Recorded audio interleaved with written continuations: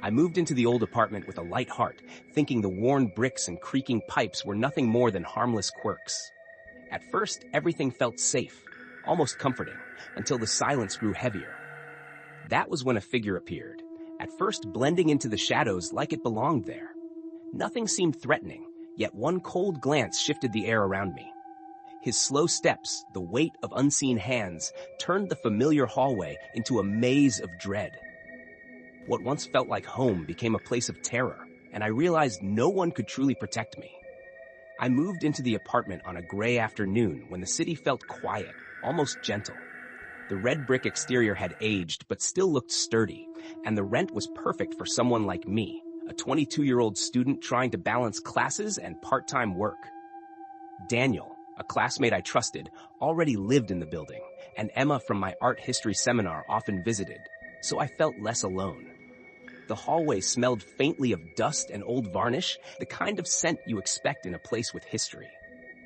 I remember adjusting my glasses, my short hair brushing my cheeks, telling myself this could be home. For a while, nothing seemed wrong, nothing felt threatening, and I convinced myself the quiet creaks of the walls were harmless. The first shift came during one of Emma's visits. We were reviewing slides for her project, paper scattered across the table, when I noticed the temperature drop. At first, it was subtle, then sharper, until our breath turned white. Emma rubbed her arms, muttering about the radiator, but the window glass trembled as if touched by invisible hands.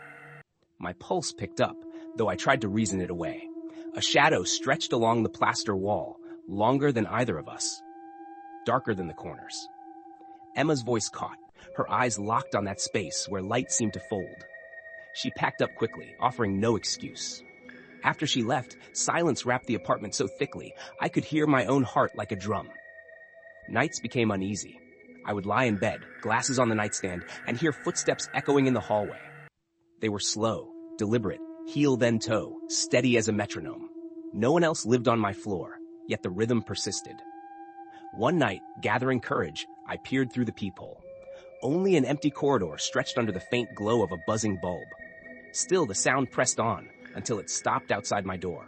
The knob shifted once, metal clicking softly, like a hand testing the lock. My throat tightened as fear rooted me to the mattress. I didn't sleep that night, staring into darkness, waiting for another sound. When morning arrived, I wondered if it had been real. Daniel agreed to walk me home one evening after class. He made light of the stories I told him, but his eyes darted toward the stairwell the moment we entered the lobby. The air was colder inside than out, so cold it turned our breath into mist. A faint scraping carried down the stairwell, a sound like metal dragged against stone. Halfway up the stairs, I froze. A figure hovered against the far wall, its body scorched in patches, blackened like cinders. Long hair floated around its head, as though underwater. The face was pale, sagging, with hollow eyes dripping dark liquid that disappeared before touching the floor. I gripped the railing, my stomach twisting. Daniel asked what was wrong, but I couldn't force the words out. The figure drifted closer, each breath it released coating the banister with frost. The smell of ash filled the stairwell, sharp enough to sting my nose. My chest tightened, my knees weak. I wanted to move, but felt anchored in place, trapped by its gaze. Those hollow eyes pulled at something inside me, searching for an opening. Daniel tugged my arm and I stumbled forward, breaking the spell, but the image had already carved itself into my mind. Even when we reached the street, the night air warm again, my thoughts clung to that face. I still return to that apartment each evening, and though nothing has happened since, I cannot forget the sound of the knob turning, or the shadow stretching longer than it should. I walked into the lecture hall with a sense of ease, the chatter of students, and the bright lights giving me comfort. Everything around me felt ordinary, familiar, even safe enough to let my guard slip. Then the shift came when a figure appeared at the far end of the room. At first, the presence seemed harmless, blending into the background like anyone else. But the longer I looked, the more the air thickened. A gaze too cold, a whisper too close, a hand that lingered too heavy. The place of learning turned into a labyrinth of dread, where danger pressed closer with every breath. The library had always been a safe place for me. Rows of dusted shelves, the smell of old paper, the muffled footsteps on wooden floors. I spent evenings there when classes ended, losing track of time in the quiet hum of study lamps. It felt secure, a sanctuary away from the noise of the city. When Michael offered to help with my research paper, I agreed without hesitation. He was the type who treated books like rare treasures, and I trusted his sense of calm. Emily joined us too, carrying her camera for a class project, saying she wanted to capture the atmosphere of Forgotten Corners. That night, the building was nearly empty. Only one librarian remained, her shoes clicking softly as she moved between aisles. The air was cooler than usual, the kind that crept under sleeves and made you shiver without realizing why. We set up at a long table beneath the stained glass window. Colors of red and green spilled across our notebooks, shifting each time the wind rattled the glass. At first, everything felt normal. Then I noticed the silence.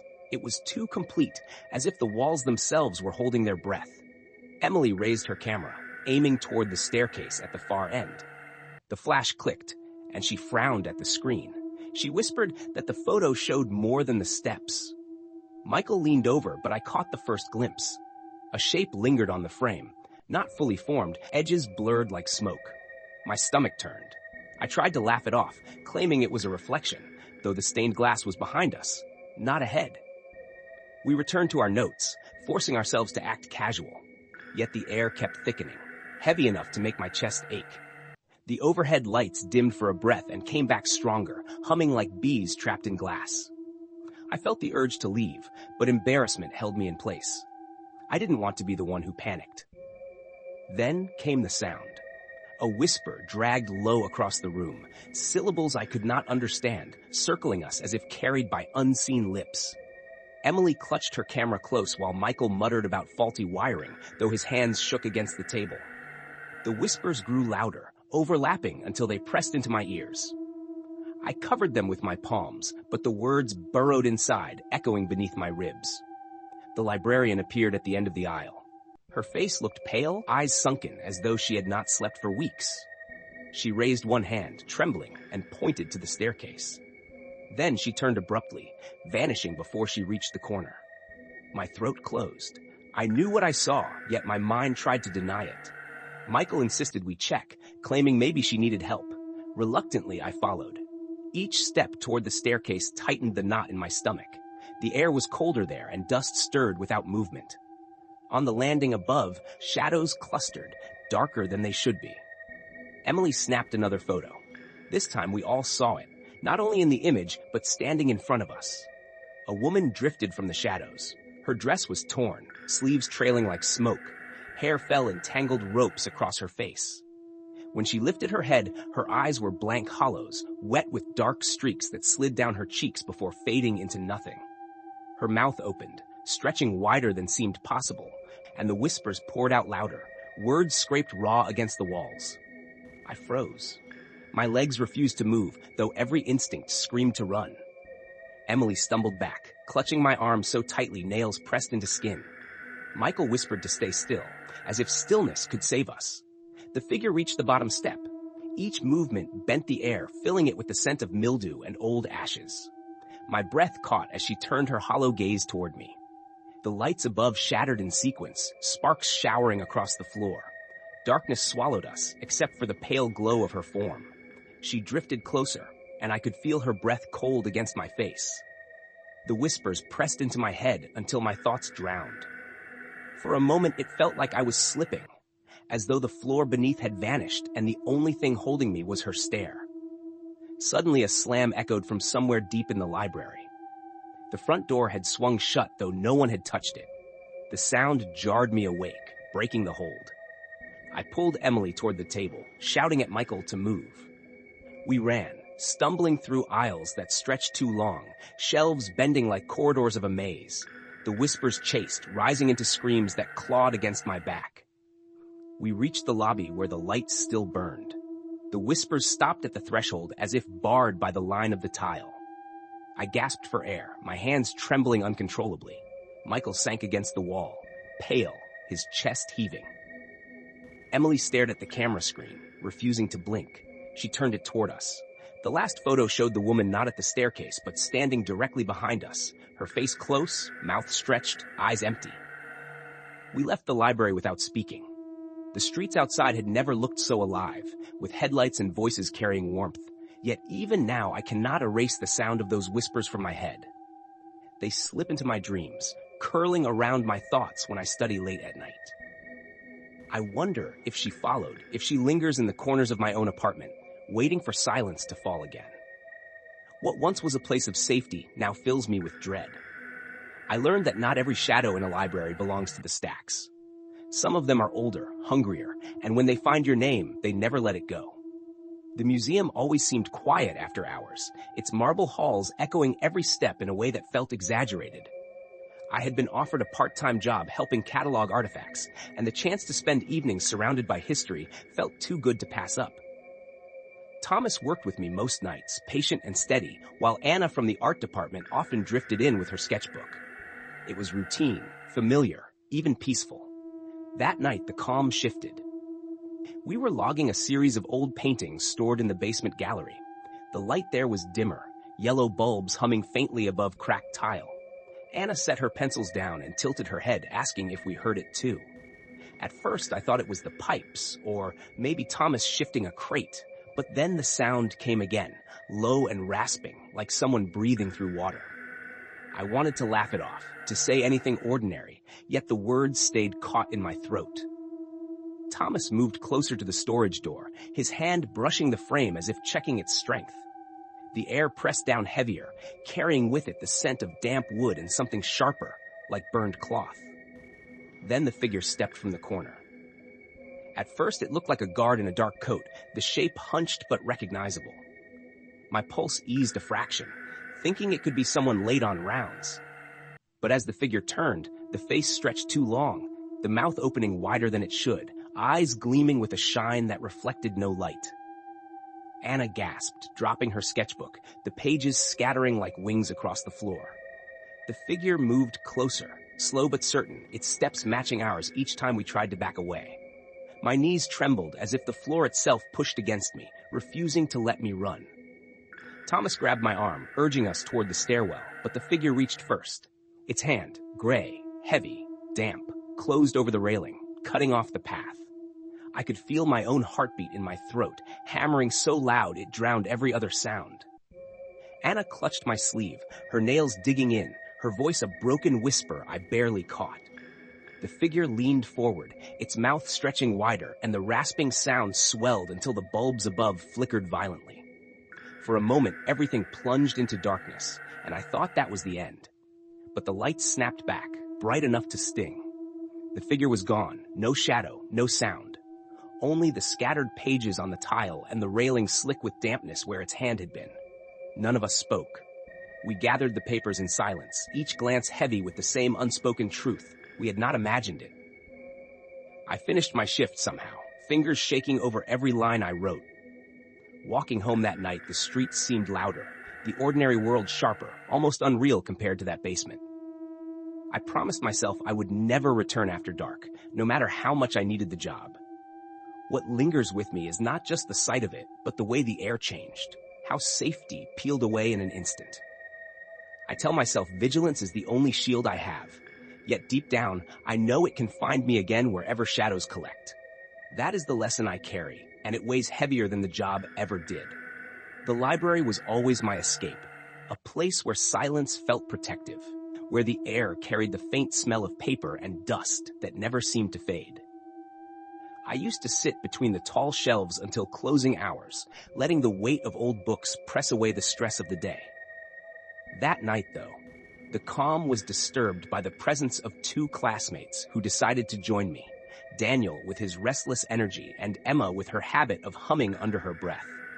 They wanted to study late for exams, and I thought the company would make the long hours easier, but I regretted it the moment the lights flickered overhead. The shadows in the far corner stretched longer than they should, curling into shapes that didn't belong. At first, I told myself it was exhaustion, my mind twisting ordinary darkness into something unnatural, but the feeling in my stomach warned me otherwise. Daniel joked about ghosts while Emma laughed, though her laugh was shallow and forced. I tried to read, yet every time my eyes returned to the page, I felt the weight of something unseen leaning closer. The room seemed to breathe with us, the ceiling lights buzzing like insects caught in a jar. When a book slipped from the top shelf and crashed onto the table, none of us touched it, but the pages opened by themselves, fanning out as though being read. My throat tightened as the letters blurred, shifting on the page until they looked like names I recognized. My own name was there, scratched in faded ink. Emma leaned closer, whispering that maybe someone had written it as a prank, but her voice trembled. Daniel picked up the book and slammed it shut, yet the sound echoed too long, bouncing back at us from corners that should have been silent. I told them we should leave, but before we could gather our things, the lights blinked off, drowning us in darkness so thick I couldn't see my own hands. In the dark, footsteps circled the table, heavy and deliberate. They weren't ours. My breath shook in my chest, each inhale shallow, desperate not to draw attention. Emma clutched my arm so tightly, her nails dug into my skin.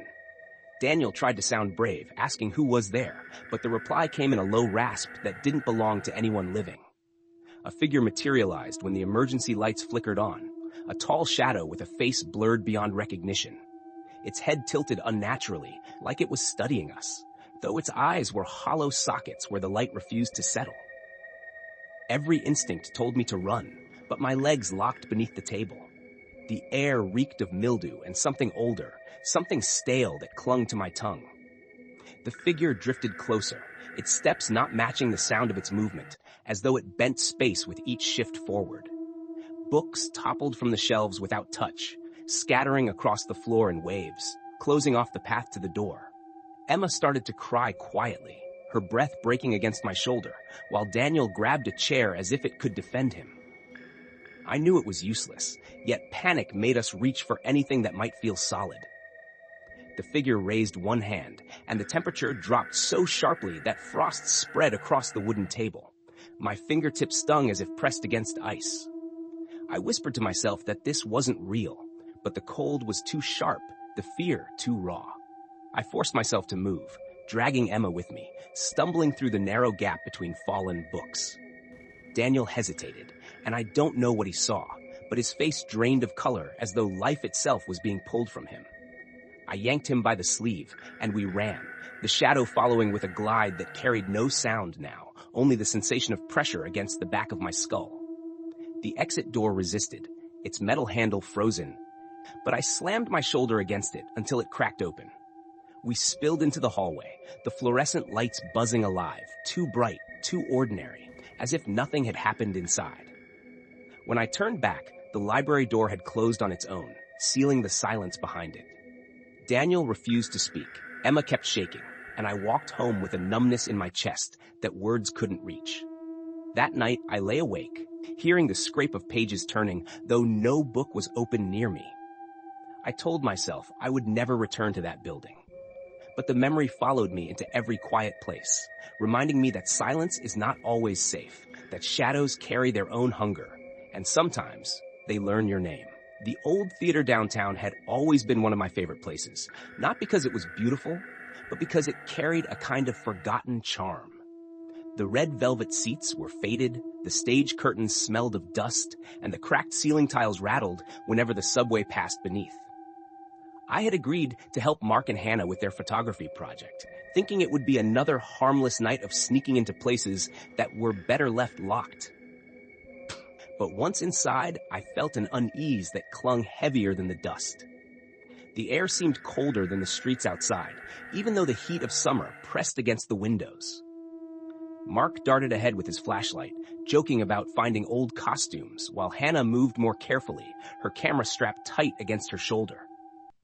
I tried to laugh with them, but something about the silence beyond our voices made me hesitant to wander too far from the aisle.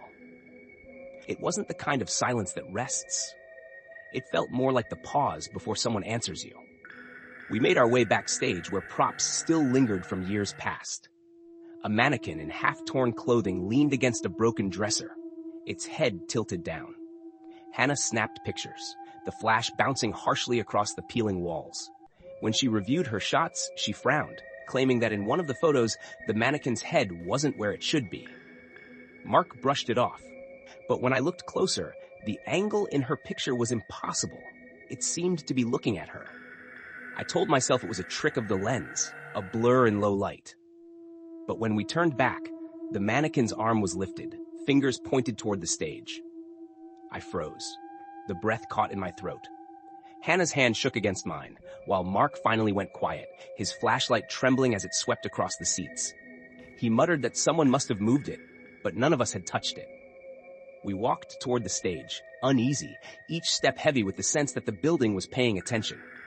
The wood creaked underfoot, as though something shifted beneath it. The curtains moved, though no wind should have reached inside. I thought I saw a figure slip past, thin and tall. But when I tried to focus, the shadows closed tighter. Hannah urged us to leave, her voice unsteady. I wanted to agree, yet Mark insisted on just one more shot from the balcony. Reluctantly, we climbed the stairs, each step groaning, and at the top the air felt heavier, pressing down on my chest.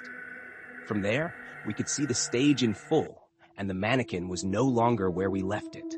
It stood center stage, arms outstretched as if performing. The lights above us flickered alive for a moment, flooding the room in a sickly glow, and rows of empty seats were suddenly filled with shapes, outlines of people who weren't there a second earlier. Their heads all turned toward us in unison. My knees weakened, my heart hammering so hard I thought it might break through. Mark dropped his flashlight, and the sound echoed too long, bouncing like a drum beat. Hannah clutched the railing, whispering under her breath words I couldn't hear. I pulled her back, forcing her to move, but the shapes below began to rise, their bodies jerking unnaturally as if strings were being pulled. The mannequin tilted its head upward, and though it had no real face, I felt its hollow attention fixed on me. We bolted down the opposite stairs, stumbling into the narrow hallway that led toward the exit. The walls there were lined with cracked mirrors, each one reflecting not us, but pieces of the stage behind. In the glass, I saw the mannequin following closer than it could have, its arms reaching, its movements smooth despite the distance. I avoided looking, afraid that recognition in the reflection might draw it faster. The exit door resisted, heavy against our weight, and for a moment I thought it wouldn't let us go. A sudden rush of air pushed past, carrying with it the sound of faint applause, slow and mocking. My skin prickled, and I forced the door wider until we spilled into the humid night. Outside the theater, the streetlights hummed as if nothing had happened. Mark swore he'd never go back. Hannah deleted the photos in silence, and I stood staring at the closed door, certain I could still hear the echo of clapping within. Even now when I pass that block, I keep my head down, afraid to meet the windows, because part of me knows the stage has not gone empty. The library always felt safe to me, the kind of place where silence was thick but never heavy, where the smell of paper and dust made me feel grounded. I went there often to study, sometimes with Lucas or Aaron, but that evening I was alone, tucked into the far corner beneath a dim lamp. The building had closed hours earlier, yet I'd convinced the guard to let me stay a little longer to finish a project, not realizing how much I would regret that choice. The quiet shifted after the lights overhead flickered. At first, I thought it was a loose wire, an old system struggling against time. But when I glanced up, the shadows didn't settle back the way they should. They seemed thicker, stretching in shapes that didn't belong to the bookshelves. I told myself I was tired, forcing my focus on the notes in front of me. Yet every time I blinked, the corner of my vision caught movement. Footsteps echoed faintly down the main aisle. They weren't hurried, not even heavy, but slow and deliberate, each one tapping against the tile as though someone wanted me to know they were there. I leaned back, straining to hear better, but the sound would fade and then start again closer. I whispered to myself that maybe Lucas had come back for me, though deep down, I already knew he hadn't. I packed my things quickly, my fingers clumsy as I shoved books into my bag. When I stood, I caught sight of a figure standing between the rows. It was tall and thin, wrapped in what looked like a dark coat, though the edges seemed blurred as if they blended with the shadows around it. I wanted to call out, but something in its stillness pinned my voice in my chest. I forced myself to move toward the front desk, pretending I hadn't seen it. But every few steps I felt the air tighten, as if the distance between us didn't change. When I dared to glance back, the figure was closer. no longer at the end of the aisle, but near enough that I could see the pale shape of a face without features. My skin crawled, every instinct screaming at me to get out, though my legs felt heavy. I reached the main doors only to find them locked, the guard long gone. Panic clawed at me, but I swallowed it down, trying another hallway that led toward the archives. Erin had once joked about those rooms feeling like catacombs, and now I understood what she meant. The narrow rows swallowed sound, and my footsteps seemed to echo endlessly. I kept moving, hoping to find an emergency exit, but with each turn, the layout felt less familiar. Somewhere behind me, the figure followed, its steps unhurried, almost patient. I could hear the soft drag of fabric brushing against the shelves, and when I turned a corner too quickly, I thought I heard a low murmur. Not quite words, but close enough to curl unease in my stomach. I wanted to scream, but the weight of the silence smothered the sound before it left my throat. At one point, I ducked into a reading room, slamming the door shut behind me. The lights in there buzzed faintly, flickering on and off. And in those brief flashes, I saw the shadows lengthen across the walls. I pressed myself against the far side, clutching my bag like it might protect me. But when the light steadied again, the room wasn't empty anymore. In the chair nearest me sat the figure, its head tilted, hands resting neatly on its knees, unmoving but impossibly present. I bolted before I could think, tearing back into the hallway, my body running faster than my mind could catch up. Every turn looked the same, shelves rising like walls, until at last a faint glow ahead pulled me forward. I stumbled through a side door into the stairwell, nearly tripping on the steps as I rushed down. The exit sign glowed weakly at the bottom, and I threw myself against the bar, tumbling into the night air. The street outside was quiet, almost too quiet, the library looming behind me like a dark mouth. I didn't stop running until I reached the main road where lights and cars blurred past, grounding me back in reality. Even then, I couldn't shake the feeling that something had followed me out, lingering just beyond the edge of vision, waiting for the next time I found myself alone. The evening air felt heavy as I walked past the row of shuttered houses, the kind of street that seemed forgotten even though people still lived nearby. Daniel had been pestering me about checking out the old boarding house at the corner, claiming he needed pictures for a paper on historic preservation. Rachel tagged along too, carrying her flashlight like it was a badge of courage. I told myself it was just another building, but the sight of its sagging porch and windows painted black with grime stirred something uneasy in me. The front door groaned when we pushed it open, and a rush of stale air slipped past. The hallway stretched longer than it should have, lined with doors that leaned inward as if listening. Dust clung to the wallpaper, curling it away from the wall in strips. Daniel moved quickly, snapping photos without hesitation, while Rachel stayed close to me. She whispered about hearing stories of tenants who never left, their rent unpaid, but their presence still lingering. I tried to brush it off, though my chest felt tight every time the floorboards creaked. We climbed to the second floor, and that was when I noticed it. The air shifted colder, sharp enough to sting my skin. A shadow darted from one doorway to another, but no one else seemed to see it. Daniel was busy adjusting his camera, muttering to himself. Yo, and Rachel laughed nervously, asking if I was getting scared already. My voice caught in my throat, but I nodded like it was nothing. Deep down, I knew it wasn't nothing at all. The room at the end of the hall pulled me in, though every nerve begged me not to go. Inside stood a tall mirror, cracked across the center, reflecting a room that wasn't ours. I saw beds made with crisp sheets, suitcases lined by the wall, and people sitting silently with their heads turned down. None of that existed in the room around me. My reflection stood apart, pale and uncertain, but in the glass another figure hovered behind me. I spun around. Nothing. Only Daniel taking more pictures and Rachel standing uneasily near the door. But when I looked back at the mirror, the figure had moved closer, its features blurred yet sharp enough to feel menacing. I gripped the doorframe so hard my nails dug into the wood. Something in me screamed to leave, yet I couldn't look away. The light in the room dimmed, not from outside, but as if the walls themselves swallowed it. Daniel cursed about his camera failing, slapping it in frustration. Rachel tugged at my sleeve, whispering that we needed to go.